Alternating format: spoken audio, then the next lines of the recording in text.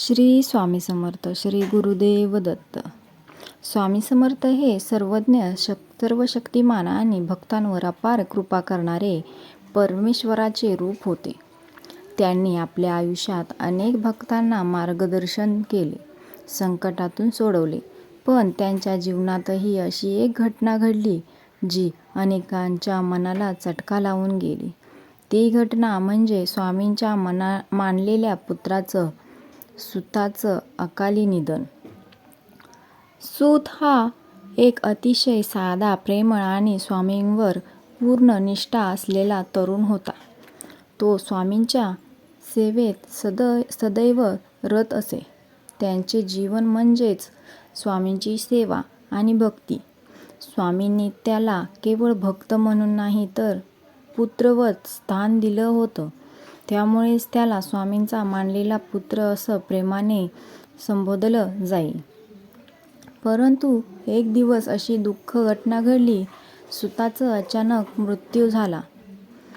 संपूर्ण अक्कलकोट हादरून गेलं. भक्तांना प्रश्न पडला, जो स्वामींचा लाडका होता, ज्याच्यावर त्यांची कृपा होती, त्याचं असं अकाली निधन का?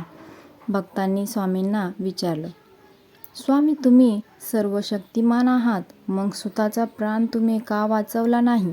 स्वामींनी गंभीर होऊन उत्तर दिलं, तुम्हाला जे दिसतं ते सत्याचं एकच रूप आहे, पण कर्माचं, नियतीचं एक मोठं गणित असतं. सूत हा माझा पुत्र होता, पण त्याच्या पूर्वजन्मी काही वेश कर्म होते. त्याच्या या जन्मातील सेवा, भक्ती यामुळे त्याचा उद्धार झाला. पण त्याचा देह त्याच्या कर्मानुसार इतकाच होता. त्याच्या आत्म्याला मोक्ष प्राप्त झाला आहे.